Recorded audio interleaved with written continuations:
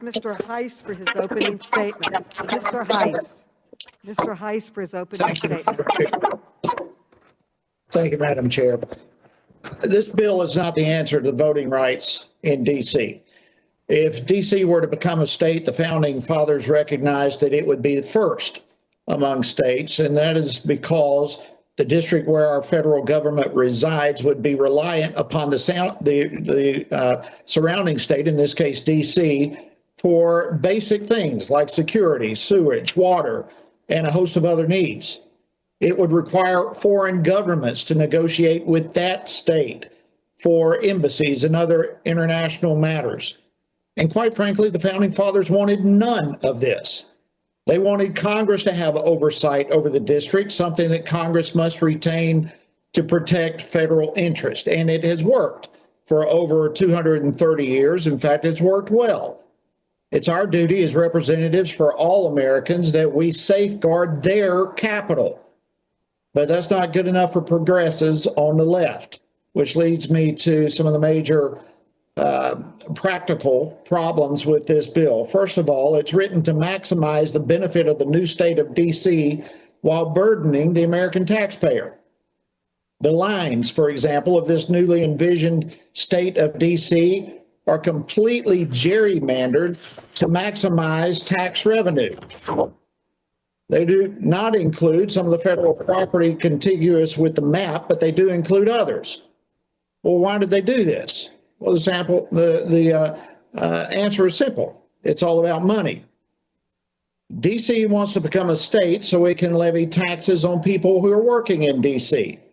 So this means if you live in Maryland or Virginia or West Virginia, Pennsylvania, or wherever, but you work in D.C., your taxes are likely to go way up. This is going to result in stolen tax revenue from those states and potentially cripple their economies and their budgets. So that every time an American comes to Washington for spring break, for vacations or whatever, and they cross one of the iconic bridges coming from the airport, they're likely going to be paid.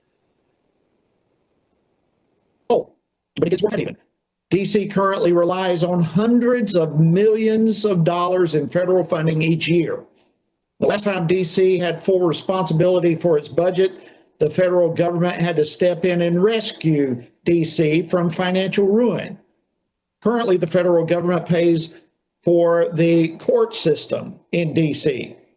That's right, 1/3 of D.C.'s entire government is paid by the American taxpayers. D.C. also currently doesn't have a prison. The federal government pays for thousands of D.C. prisoners in the federal system to the tune of hundreds of millions of dollars every year. But D.C. doesn't want to build a prison. For decades, the district has rejected a federally funded prison because D.C. officials, including our own colleague Eleanor Holmes Norton, have said the city is too small for a prison. So under this bill, the federal government would continue to pay for those prisoners to the tune of hundreds of millions of dollars each year. D.C. wants to continue to receive their special benefits for schools, for colleges, for roads, billions of dollars in federal funds, in pensions, things that none of the other states get. We asked the district government for plans to pay for the likely major budget shortfalls if it were to become a state. Not surprisingly, they didn't provide any answers. Why not? Well, because they expect the federal government to continue funding it in a way that it has for the past 25 years. So under this bill, not only would D.C. become a state, but it would be the only state in the entire country to have the federal government pick up billions and billions of annual dollars in expenses each year. In other words, anybody supporting this bill as it is written is basically saying to their constituents that we think the people living in D.C. are entitled to more benefits than you are. D.C. wants the benefits of a state without actually having to operate like one. They want to be treated differently. They want to be treated better than all other states. DC wants to keep all these special perks plus gain 2 more Democratic U.S. senators. This would effectively shift the power to the left-wing progressives so that they can enact their radical agenda that Americans have rejected time and again. Under this bill, DC would in fact become the first among states, which is exactly what our founders sought to avoid. DC would be the only state without an airport, without a car dealership, without a capital city, without a landfill, without even a name on its own, and we could go on and on and on. But who would be left to provide all these services while it continues to receive billions of dollars for special programs?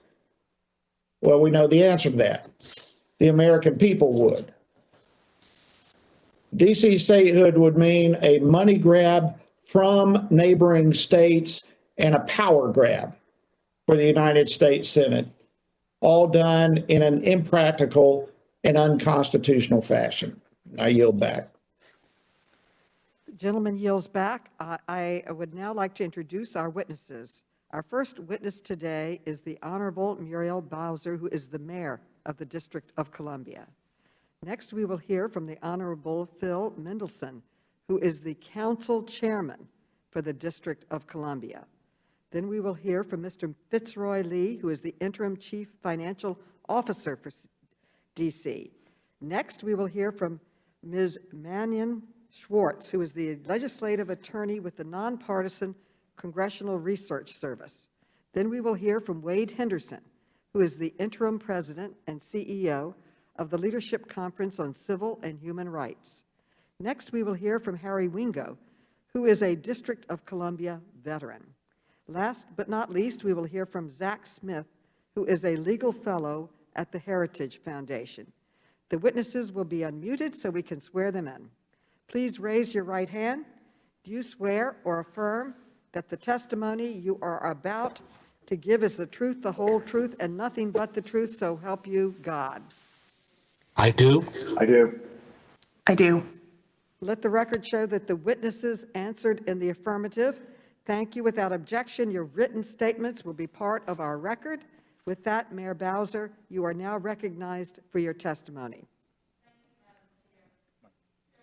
Please, your mic. Chairman Maloney, thank you. Ranking Member Comer, Congresswoman Norton, and members of this esteemed committee.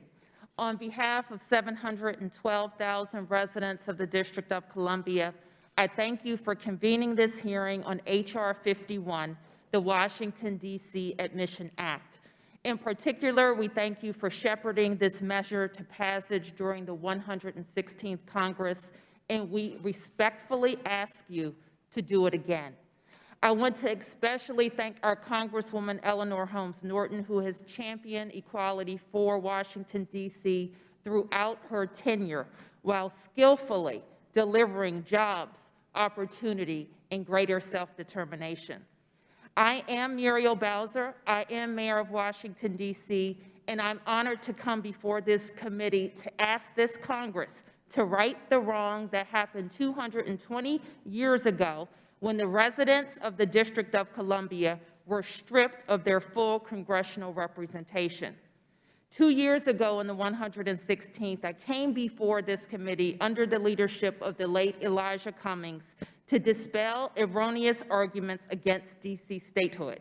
These are bad faith arguments, and I'm sure we will hear them time and time again this morning.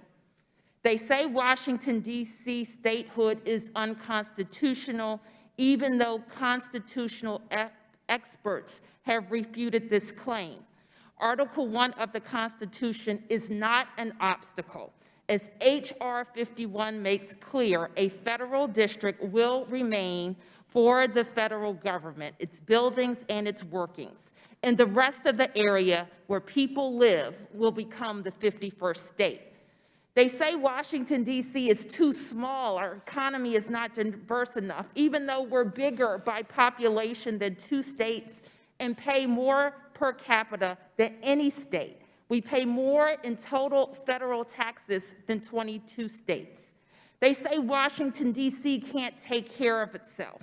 This is simply not accurate.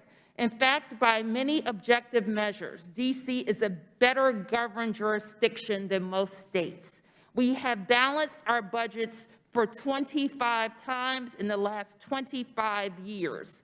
And we already operate as a state and perform the same functions as states do. During the coronavirus pandemic, for example, we have led COVID-19 testing, contact tracing, and vaccination efforts, just as states do. And we are treated like a state in more than 500 citations in federal law. Again, 2 years ago, we debunked those claims as thinly veiled attacks on our political leanings and, quite frankly, on our diversity and history of Black political power. Today, I come to urge this committee and this Congress to move beyond the tired, non-factual, and frankly, anti-democratic rhetoric and extend full democracy to the residents of the District of Columbia, as the Founding Fathers saved for a later day. I was born in Washington, D.C., and generations of my family, through no choice of our own, have been denied the fundamental right promised to all Americans, the right to full representation in Congress. The simple fact is denying American citizens a vote in the body that taxes them goes against the founding principles of this great nation. The disenfranchisement of Washingtonians is one of the remaining glaring civil rights and voting rights issues of our time. Even as the Constitution was being drafted, several members foresaw this situation that Washingtonians face today, a capital city of second-class citizens. When white residents were the only population to be affected, as they were the only ones with suffrage at the time, the Founding Fathers pledged to correct the wrong, and the Continental Congress was eager to offer amendments to correct it. But ultimately, the Constitution did not resolve the concerns around the future federal districts, congressional representation, or self-governance. Why did the motivation to right the wrong disappear? As time passed, the district became majority African American. The drive to correct the wrong was replaced by racist efforts to subvert a growing and thriving Black city. Historic records abound with statements of successive members of Congress referencing the Negro problem or the color problem within DC as a justification to withhold congressional representation. This was their way of saying African Americans are unable to govern themselves or vote for their best interest, or I dare say, be the face of the nation's capital. Surely, in 2020, this body cannot associate themselves with that view.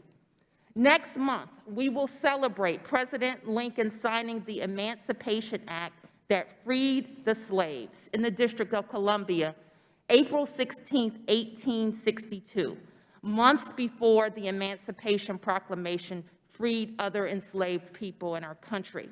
I hope to remind this Congress that district residents are still not free as we remain disenfranchised by this body. I urge all of you to do what over 202 centuries of lawmakers have failed to correct and grant full democracy to DC residents through statehood. The incremental enfranchisement of the district, limited enfranchisement, has historically been a bipartisan effort, but it is in no way a substitute for full representation in this Congress. Washington, D.C. has been a true partner to the federal government in every aspect, even though Congress and presidents have been sporadic partners to us. We have supported continuing the critical operations of this body and other federal agencies within our border. The federal government leaned on our health department to process coronavirus tests and administer vaccines to federal employees and contractors. However, several provisions of federal aid to respond to the coronavirus pandemic denied us state-level funding, shortchanging us $755 million in fiscal relief, even though we operate as a city, county, and state. We now thank you, Madam Chair, Speaker Pelosi, Leader Schumer, our Congresswoman, and your Democratic colleagues, and President Biden for righting that wrong last week with the American Rescue Plan. The events of January 6th, where Congress was overtaken by insurrectionists, showed that Congress need not fear the new state of Washington, D.C., as it does not currently fear the states of Maryland or Virginia. Rather, the new state will be a necessary partner to securing the federal interest, not a detractor. Arguing that Washingtonians must remain disenfranchised to protect the interests of the federal government is dangerous, outdated, and downright insulting. After years of disinvestment and disinterest, when Congress did exercise full exclusive jurisdiction over the district and ran all of district governance, my predecessors and I, with Council Chairman Mendelson and his colleagues and their predecessors, have worked hard to develop the fastest improving urban schools, invest in housing, healthcare facilities, recreational facilities, as well as a sports and entertainment and meetings-based economy. We have proven our sound leadership, and there is no reason for this Congress not to right this wrong. Thank you again for allowing us to speak, and I'm happy to answer your questions. Thank you. Chairman Mendelson, you are now recognized for your testimony. Thank you, Chairwoman Maloney, Ranking Member Comer, our Congressional Representative Eleanor Holmes Norton, and members of the committee. I am Phil Mendelson, Chairman of the Council of the District of Columbia. I am pleased to be testifying today on behalf of the Council in support of H.R. 51, full and fair representation of the over 700,000 citizens residing in the District of Columbia is only possible through achieving statehood. And so I urge this committee and this Congress to move favorably and expeditiously on this measure. I want to make two fundamental points. First, it is time to recognize that the citizens of the district are citizens of the United States with all the responsibilities of citizenship, but they do not have the full rights of U.S. citizenship. We send our sons and daughters to war. We pay more in federal taxes than 22 states. We pay more per capita than any state. There is nothing asked of citizens of the 50 states that is not asked of the citizens of the District of Columbia. And we step up. We pay our dues, but we do not have the most important privilege of United States citizenship. We do not have a vote in Congress, nor do we have sovereignty like the 50 states. That is what we demand, that Congress give us what it has given to the citizens of 37 other states, full citizenship, statehood. We have sought incremental gains since the 1973 Home Rule Act, but the incrementalism leaves us short.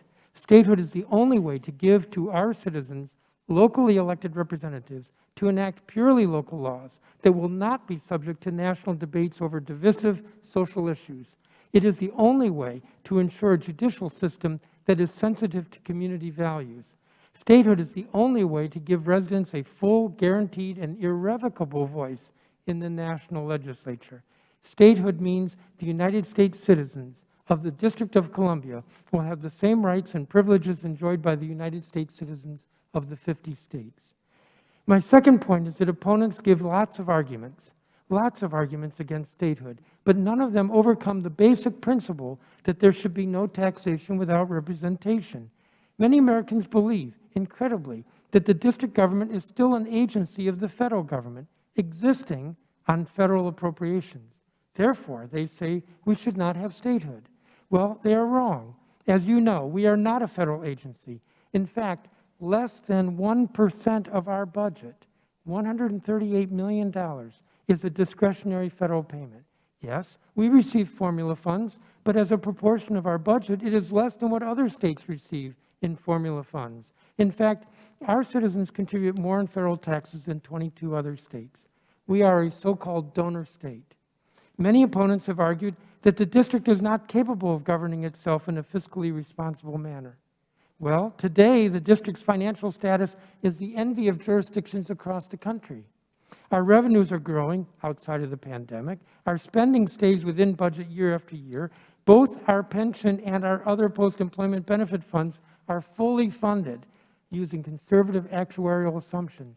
No other state can boast this. For the last 2 years, our rainy day reserves equaled 60 days operating costs, a best practice. We are more than capable of governing ourselves.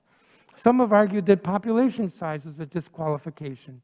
Population size should not be a condition predicate to democracy. Nevertheless, the district's population is greater than that of Vermont or Wyoming and only slightly smaller than North Dakota and Alaska. And then some argue that retrocession is a better alternative and that it makes historical sense. This is unpopular with the citizens in both the district and Maryland. You may say, so what, to the citizens of the district, but you cannot say that to the citizens of Maryland. Congress cannot force retrocession on Maryland, so the idea is impractical. Some argue that there's too much federally owned land in the district. That is not a reason to disenfranchise over 700,000 people. Nevertheless, as a percentage of total land, the district ranks 13th among the states. We rank behind such states as Alaska, Arizona, Montana, and Wyoming. Another argument is that the Constitution intended it to be this way. I disagree. I don't believe the Founding Fathers actually intended this. There is no evidence in Madison's notes or the Federalist Papers of discussion about disenfranchising the citizens of the federal district. Rather, James Madison in Federalist 43 wrote that the citizens of the federal district will have their voice in the election of the government which is to exercise authority over them. Well, without statehood, we don't have that voice. Moreover, even though the Constitution is a great document, it is not perfect, as evidenced by its 27 amendments.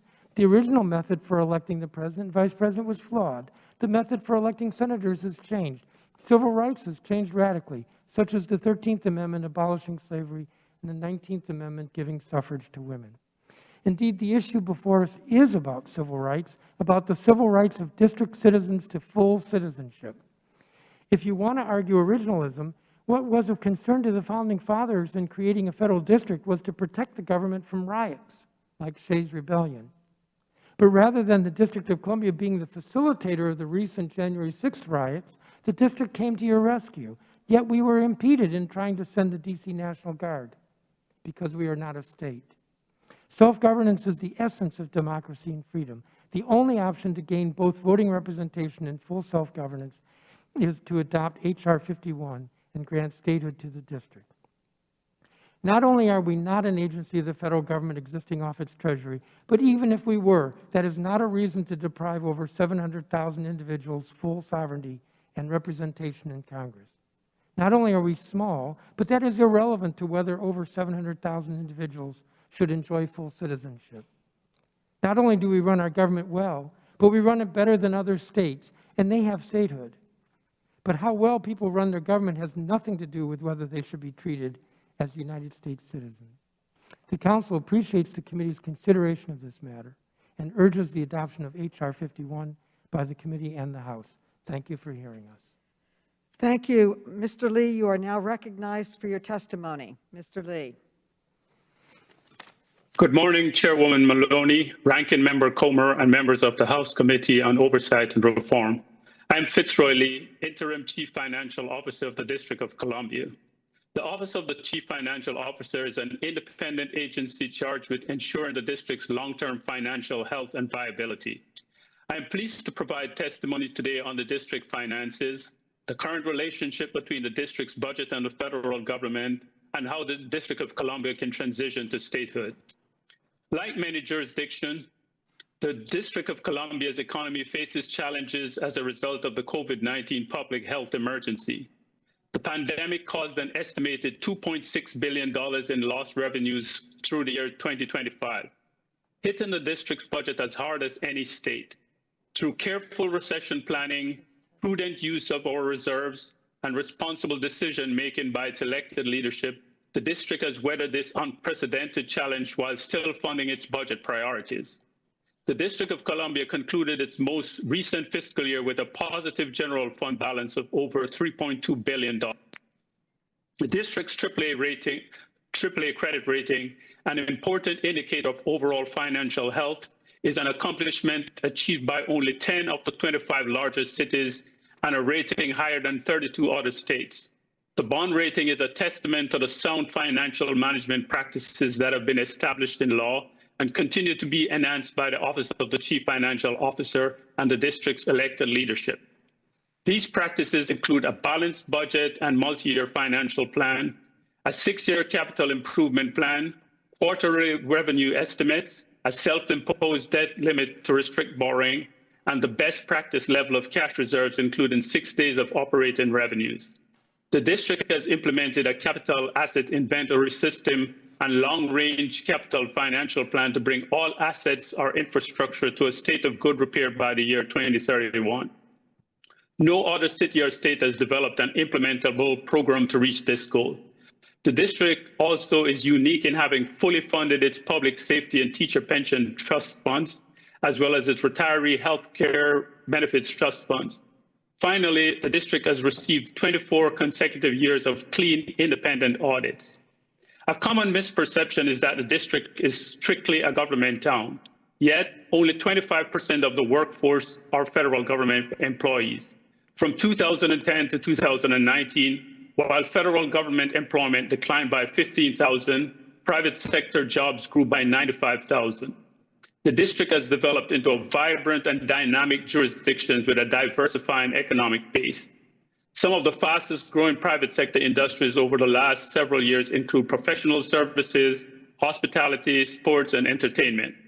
The district is a destination where people choose to live, work, and play, with 5 major sports teams, world-class restaurants, and thriving neighborhoods. The district population has grown 25% over the last 2 decades and now stands at over 700,000, making it the 20th largest city. This economic diversity increases our resilience and financial dexterity, and we expect that robust private sector growth will continue to anchor the district's solid economic performance. In many respects, the district already functions as a state. The district collects income taxes, administers workers' compensation and unemployment insurance, and runs a department of motor vehicles. In addition, the district funds and provides services such as police, public works, and education to residents, businesses, commuters, and visitors.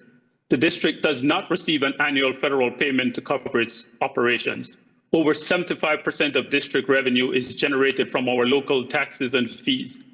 The district budget is comparable to other states in its reliance on federal dollars for Medicaid, education, and other human services and transportation. With transition to statehood, we expect that certain functions currently managed by the federal government will fall to the new state. The true financial impact of statehood will depend on policy decisions yet to be made by Congress and the newly elected state government, as district policymakers adopt future budgets to take over responsibilities that are currently federal. My office stands ready to advise on the policies being considered to accommodate new state functions.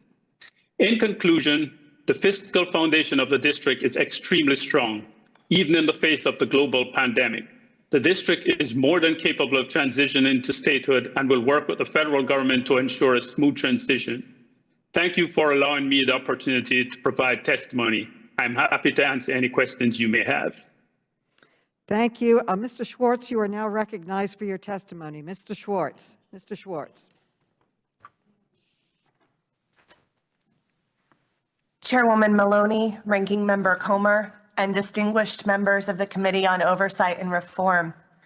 My name is Maynard Schwartz, and I am a legislative attorney in the American Law Division of the Congressional Research Service. Thank you for inviting me today to discuss Congress's constitutional authority to enact H.R. 51, the Washington, D.C. Admission Act. H.R. 51 would, if enacted, confer statehood on a portion of what is currently the District of Columbia, pursuant to the Admissions Clause found in Article 4, Section 3 of the U.S. Constitution. That clause gives Congress the sole authority to admit new states into the Union, subject to the condition that new states may not be formed within the jurisdiction of an existing state, nor by combining other states or parts of states without those states' consent. The new state, Douglas Commonwealth, created by H.R. 51, would not be formed within the jurisdiction of an existing state, nor by combining others. However, it would be the first state to be formed from land previously designated as the seat of federal government, pursuant to the District Clause, found in Article 1, Section 8, Clause 17 of the Constitution. This clause gives Congress the authority, quote, to exercise exclusive legislation in all cases whatsoever over such district not exceeding 10 miles square as may by cession of particular states and the acceptance of Congress become the seat of the government of the United States. Scholars disagree over whether the District Clause poses a constitutional barrier to Congress's ability to exercise its Admissions Clause powers over a portion of the District of Columbia.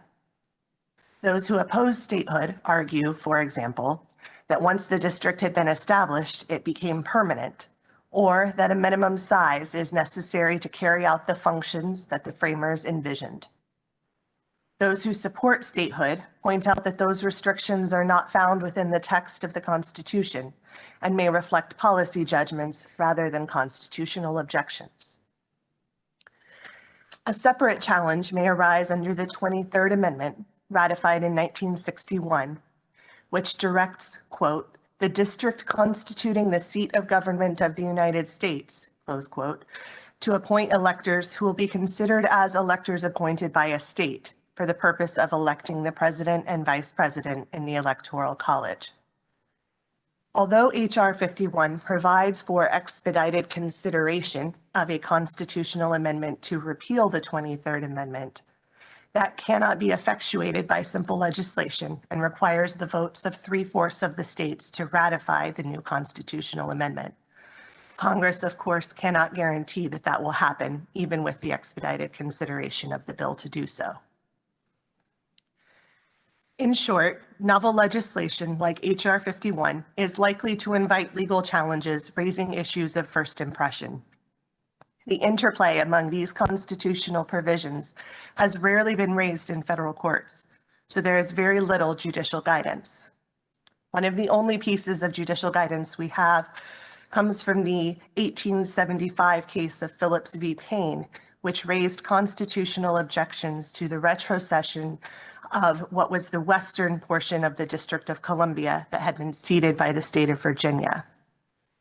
However, because the retrocession was effectuated in 1846, but the case did not make its way to the Supreme Court until 1875, the Supreme Court declined to examine the constitutional issues on the merits and refused to disturb what was by then the settled situation, with Virginia having accepted back the portion of land that it had originally ceded to the district.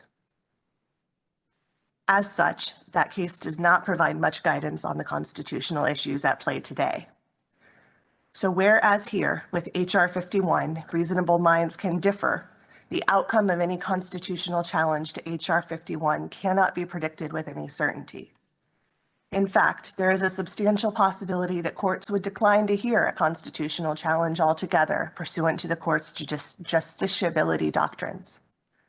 As such, Congress should carefully consider these issues when deciding what action to take on H.R. 51. I look forward to your questions. Thank you again. Thank you. Mr. Henderson, you are now recognized for your testimony. Mr. Henderson.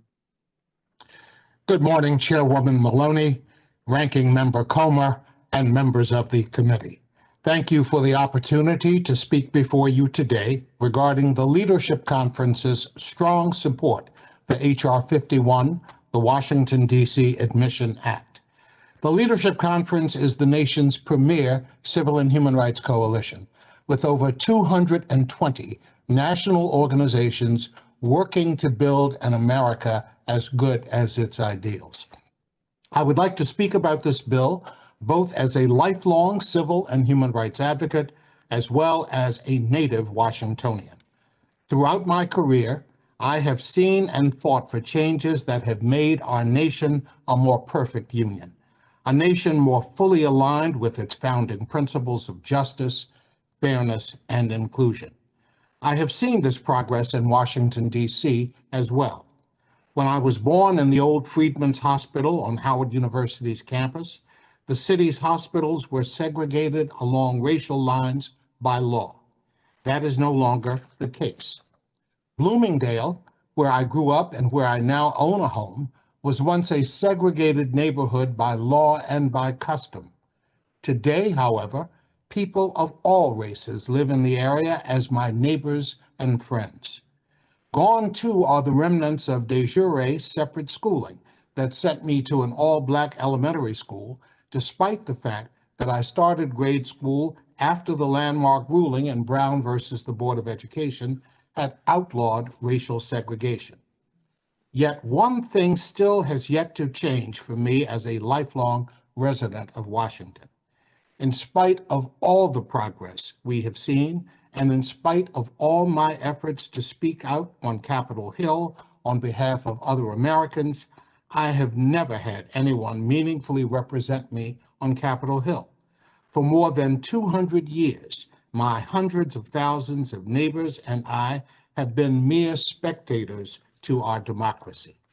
Even though we pay federal taxes, fight courageously in wars, and fulfill our obligations of citizenship, we still have no voice when Congress makes decisions on matters as important as taxes and spending, health care, justice reform, education, immigration, and the environment. From a broader civil and human rights perspective, the disenfranchisement of D.C. residents stands out as the most blatant violation of the most important civil right that Americans have, the right to vote. And it only perpetuates the underlying racial animus that has been present since the district's founding. For example, when Congress was deliberating the question of voting rights for D.C. residents toward the end of the 19th century, Alabama Senator John Tyler Morgan argued that rather than grant political power to the district's Black population, Congress should, and I quote, deny the right of suffrage entirely to every human being in the district. He said it was necessary to, quote, burn down the barn to get rid of the rats, unquote. More than 100 years later, this stain of racial voter suppression persists.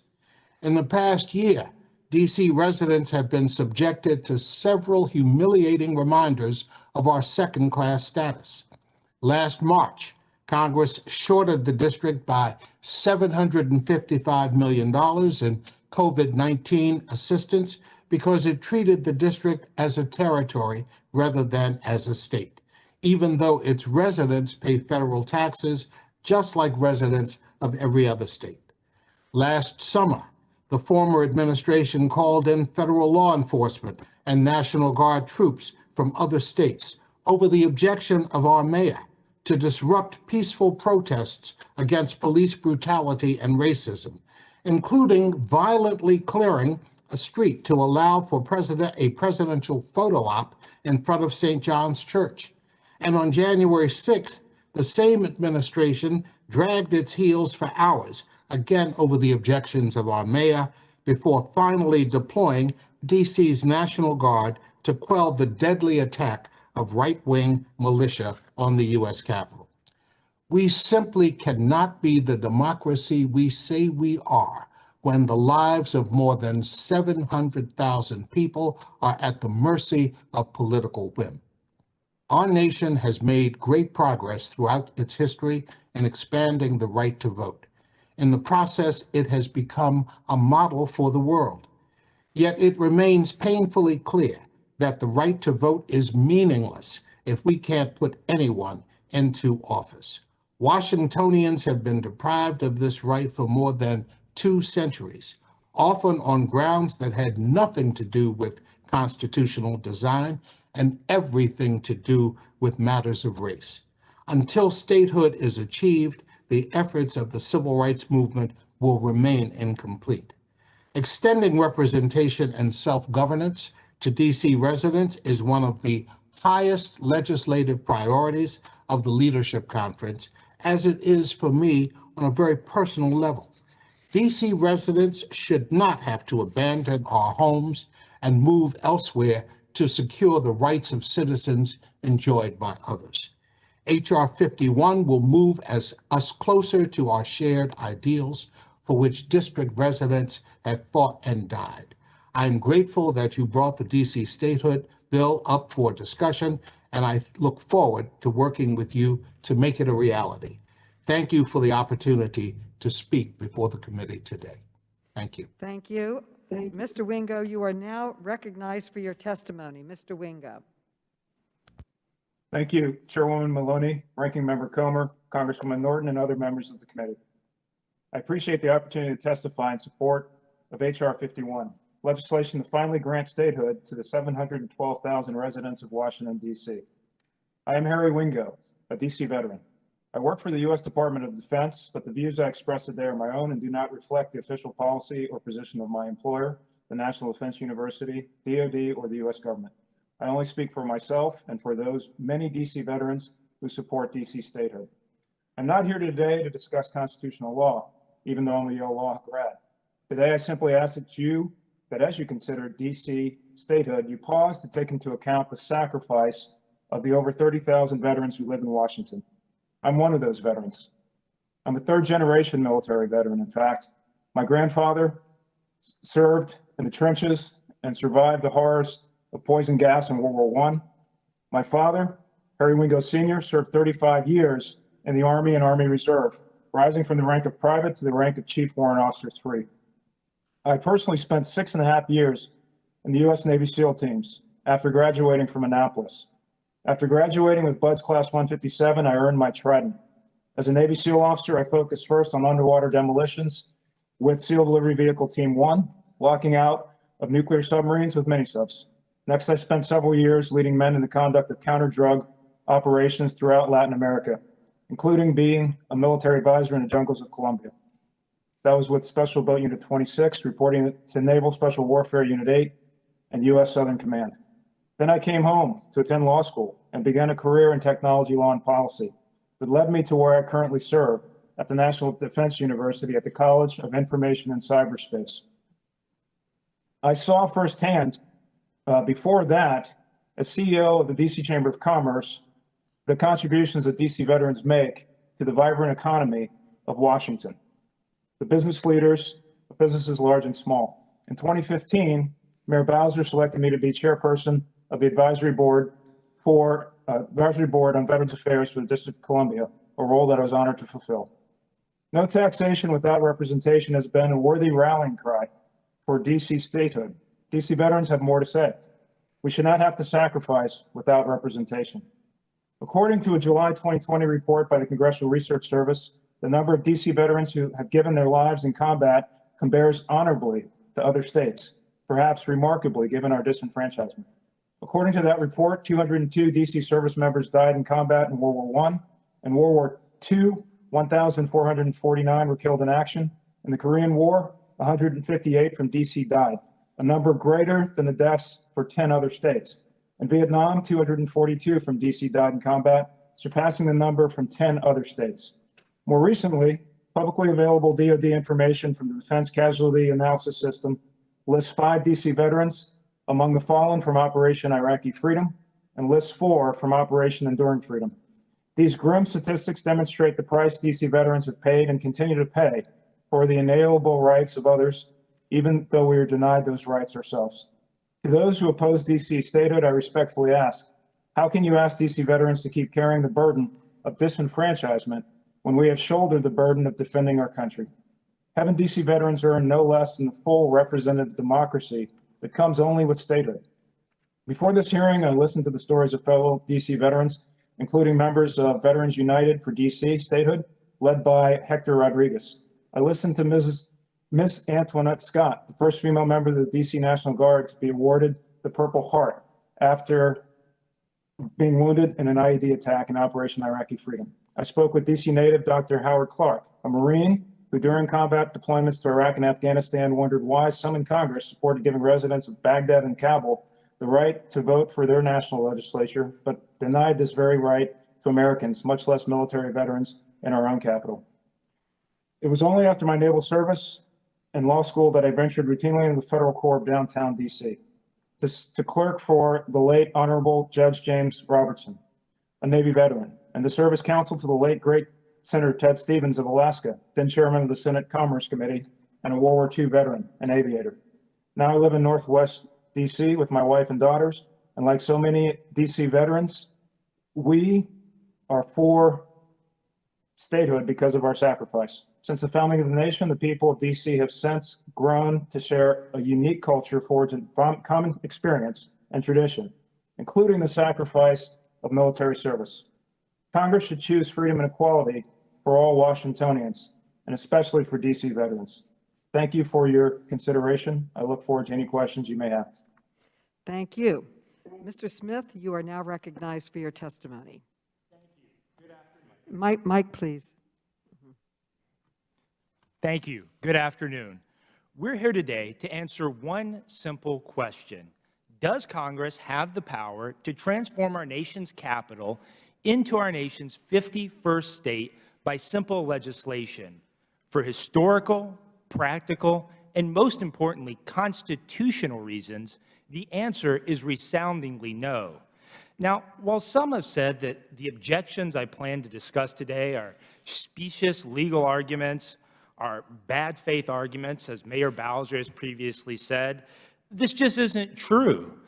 Both Republican and Democratic Justice Departments who have looked at the issue have said that a constitutional amendment is required for DC statehood. More troublingly, some have said or implied that race or racism is behind these objections. Again, that's just not true. These objections are based on the text and structure of the Constitution. Delegate Norton's predecessor, Walter Fauntleroy, did not favor statehood for the District of Columbia because he said it would be in direct defiance of the prescriptions of our founding fathers. Even Mayor Bowser's predecessor, Walter E. Washington, the district's first home rule mayor, for practical reasons, opposed statehood for the District of Columbia. He said that the federal interest in the city goes beyond Pennsylvania Avenue, it goes beyond Constitution Avenue, and that the federal interest and the city's interest are intertwined, that to tear them apart would rip the city at the seams and would threaten its continued viability. So what are the constitutional objections to DC statehood? Well, the first and most significant involves the 23rd Amendment. Now, advocates for H.R. 51 certainly recognize that the existence of the 23rd Amendment poses a constitutional problem for them. Unfortunately, H.R. 51 seeks to deal with this problem in a wholly inadequate and itself unconstitutional manner. It seeks to nullify the clear commands of the 23rd Amendment that the district constituting the seat of government shall appoint electors for president and vice president, and it proposes to nullify this by simple legislation. It does propose a constitutional amendment and hopes and encourages Congress and the states to pass it in order to avoid the absurd result where only a handful of people living in the new nation's rump capital would control 3 electoral votes. It should be clear to everyone that Congress should not nullify a constitutional provision by simple legislation. Now, we've also heard the argument that the Admissions Clause, Article 4, Section 3 of the Constitution, allows Congress to take this action, and that, in fact, Congress has previously taken this action 37 times in our nation's history. Well, fair enough, but for our purposes here today, the Admissions Clause is constitutionally irrelevant because none of those other 37 states owe their very existence to a separate constitutional provision. The district owes its existence to the District Clause, Article 1, Section 8, Clause 17. But even if Congress could transform the district into a new state by simple legislation, we have to ask the question whether it should. And again, the answer is no. The framers of our Constitution wanted a separate federal district to preserve the safety and security of the federal government. We've heard some mention of that here today, but it doesn't take much imagination to imagine a different mayor or a different city government disagreeing with the federal government over essential security functions. In fact, we saw some of that this past summer. The framers also wanted to avoid one state having undue influence over the federal government. There's no question that D.C. residents already impact the national debate. For the members here today, how many of you saw D.C. statehood yard signs or bumper stickers or banners on your way to this hearing today? I certainly did. Where else in the nation could such simple actions reach so many members of Congress? And then there are practical reasons why the district should not become our nation's 51st state. It would be our nation's only city-state. It would be 17 times smaller than our next smallest state and would lack many amenities and resources found in nearly every other state. Unfortunately, H.R. 51 takes a grant statehood now, work out the details later approach, especially with regards to funding for courts and prisoners. There's no question that years of litigation, nearly every law or action passed by the new state or the federal government could be called into question, and that even a future presidential election could be called into question if the 23rd Amendment is not resolved. Advocates for D.C. statehood do no one, not themselves, not the district residents, not our nation, any favors by seeking D.C. statehood in this manner.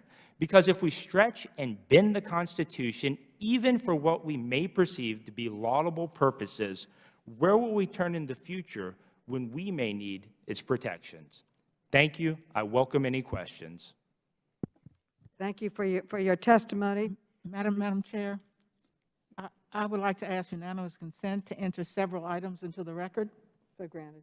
The testimony of former George W. Bush administration Assistant Attorney General Via Den in support of the constitutionality of the D.C. statehood bill, the ACLU analysis in support of the constitutionality of the bill, a list of 111 organizations, including 84 national organizations that have endorsed the bill, and a letter from a D.C. resident, Andrea Renee Reed, in support of statehood. Without objection. Thank you. The chair now recognizes herself for 5 minutes for questioning. The United States is the only democratic country that denies voting representation in the national legislature to the residents of its capital.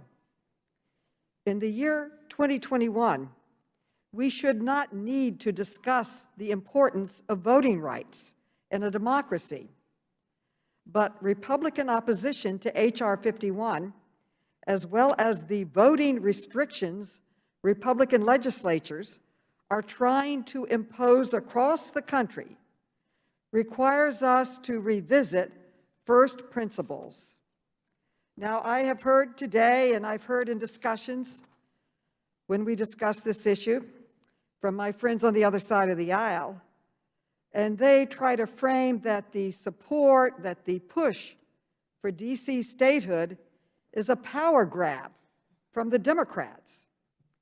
And I would say that the real power grab is denying 712,000 tax-paying American citizens the right to vote. This is not about politics. It is a fundamental voting and civil rights issue. And it is outrageous that Republicans would play a partisan politics just to block 712,000 Americans from having full equality in our democracy. Every American deserves a voice in their own government. Taxation without representation was the battle cry of our revolution, and it is still a battle cry. I would like to direct my first question to Mr. Henderson, who is the CEO of the Leadership Conference on Civil and Human Rights. And he speaks with some authority on these issues. In the last year, we lost several giants of the civil rights movement, including the former chair of this committee, Elijah Cummings, and Also, our dear colleague, John Lewis, a civil rights hero. And they were both strong supporters of DC statehood. So my question to you is that you said that until DC residents have a vote in Congress, and I'm quoting you, the efforts of the civil rights movement will remain incomplete, end quote. Can you elaborate on your statement? Why do you view this as a continuation of the civil rights movement? Mr. Henderson.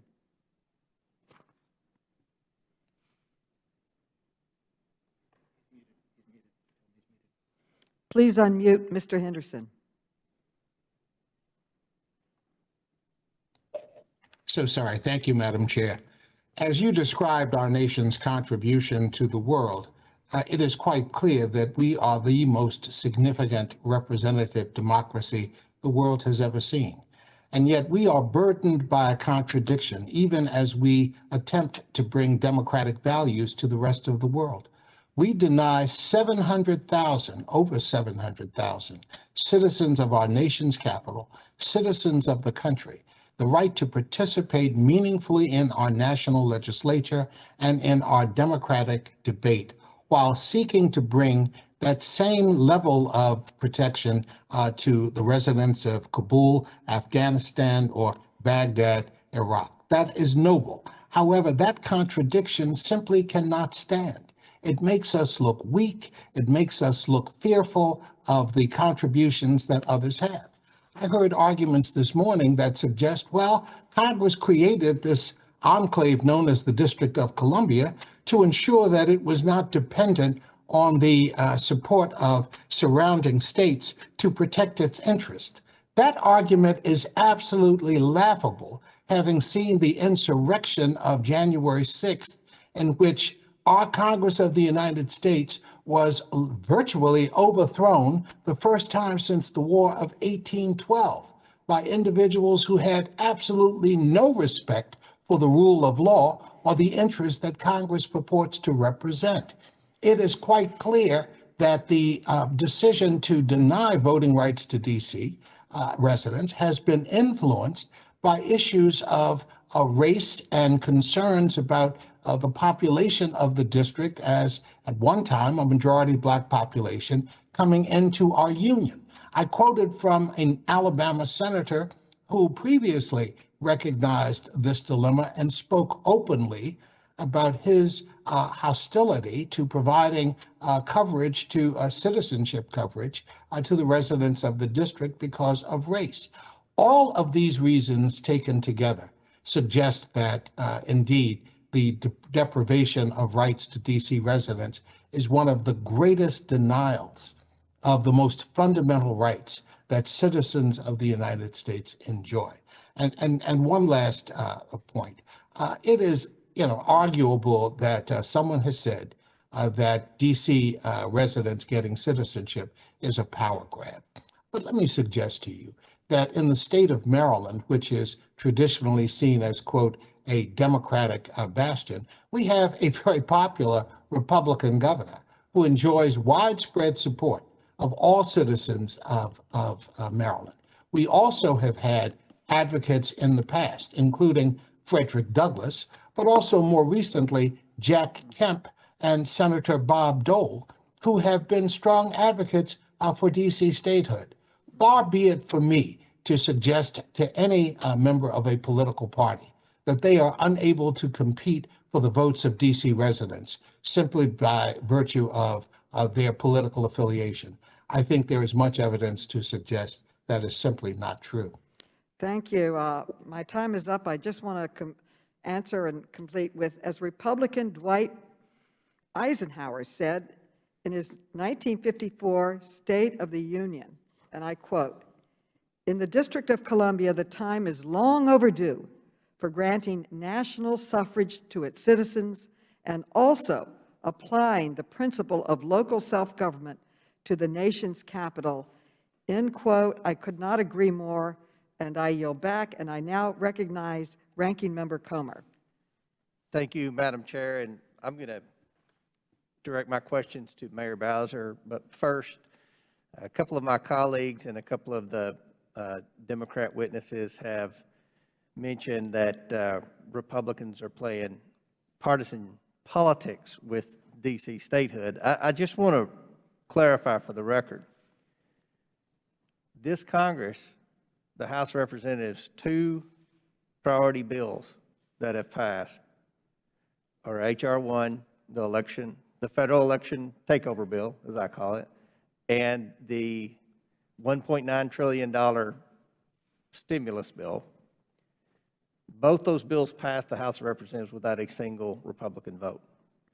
So when we look at partisanship, I think that the Democrats thus far in this Congress have displayed partisanship at unprecedented levels, and I hope that we can change that.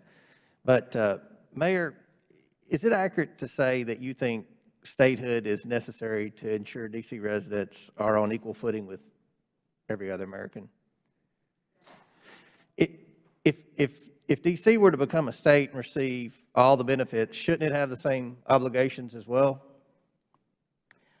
Congressman, yes, if your question is, do DC residents expect to participate fully in our American democracy, the answer is yes, just as we do today, paying our fair share, some would argue more than our fair share of federal taxes without representation or full autonomy. So it should have the same obligations as well, correct? With respect, let me further elaborate. DC has a legislative, executive, and judicial branch, but with respect to the judicial branch, how is that funded? The judicial branch is part of the federal government, and DC residents look forward to having a judiciary that is accountable to its citizens. So right now, the federal government provides funding for over $600 million per year for the DC judicial branch. Under H.R. 51, the DC statehood bill, if DC were to become a state, would Washington, D.C. pick up that $600 million tab? Our courts, our prosecutor's office, our federal parole board would become state departments. With respect to Medicaid, the Medicaid rate for Washington, D.C. paid for by the federal government is 73.5%. You have mentioned previously that D.C. has a state population higher than Vermont and Wyoming. Do you know the current Medicaid rate paid for by the federal government for those states, by any chance? I do not. Wyoming, the federal government pays for 52.6% of their Medicaid, and Vermont's 59.3%. But in Washington, D.C., it's 73.5%.